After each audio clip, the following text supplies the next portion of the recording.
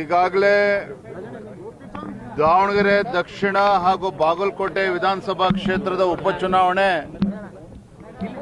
ದಿನಾಂಕಗಳು ಘೋಷಣೆ ಆಗಿದೆ.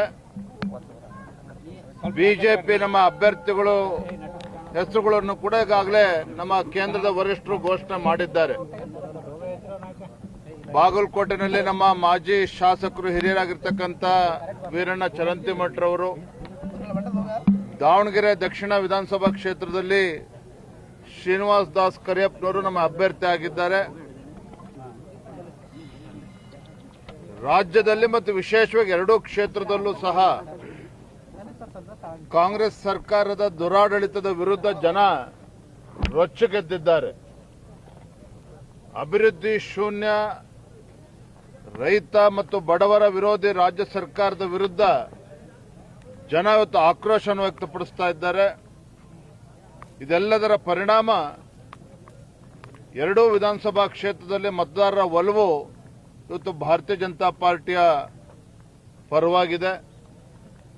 ನಾನಿವತ್ತು ಮುಂಜಾನೆ ಕೇಂದ್ರದ ಸಚಿವರಾಗಿರುವಂತಹ ಮಾಜಿ ಮುಖ್ಯಮಂತ್ರಿಗಳು ಎಚ್.ಡಿ. ಕುಮಾರಸ್ವಾಮಿ ಅವರ ಜೊತೆಲೂ ಕೂಡ ದೂರವಾಣಿ ಮುಖೇನ ನಾನು ಸಂಪರ್ಕದಲ್ಲಿದ್ದೇನೆ, ಚರ್ಚೆ ಮಾಡಿದ್ದೇನೆ.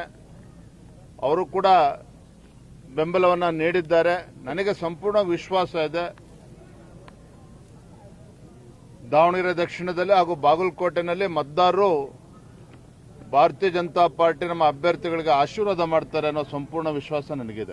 ನಾನೇ ಸ್ವತಃ ಮಾನ್ಯ ಕೇಂದ್ರ ಸಚಿವರು ಮಾಜಿ ಮುಖ್ಯಮಂತ್ರಿಗಳು ಎಚ್.ಡಿ. ಕುಮಾರಸ್ವಾಮಿ ಅವರಿಗೆ ದೂರವಾಣಿ ಮುಖೇನ ಚರ್ಚೆ ಮಾಡಿದ್ದೇನೆ.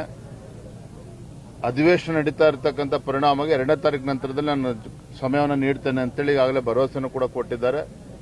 ನಾನು ಮತ್ತೆ ಮಾತನಾಡ್ತೇನೆ. ಯಾವುದೇ ರೀತಿ ಗೊಂದಲ ಭಾರತೀಯ ಜನತಾ ಪಾರ್ಟಿಲಾಗಲಿ ಅಥವಾ ಬಿಜೆಪಿ ಮತ್ತು ಜೆಡಿಎಸ್ ಮಧ್ಯೆ ಆಗಲಿ ಯಾವುದೇ ರೀತಿ ಗೊಂದಲಗಳಿಲ್ಲ. ಎಲ್ಲರೂ ಸೇರಿ ಒಟ್ಟಾಗಿ ಒಂದಾಗಿ ಚುನಾವಣೆ ಎದುರು. ಯಾರೋ ಮೂರ್ಖರು ಮಾತನಾಡ್ತಾರೆ ಅಂತೇಳಿ ಅವರ ಮಾತುಗಳಿಗೆ ನಾನು ಉತ್ತರ ಕೊಡುವಂತ ಅವಶ್ಯಕತೆ ಇಲ್ಲ. ಮತ ಎಣಿಕೆ ಆದ್ಮೇಲೆ ಗೊತ್ತಾಗ್ತದೆ.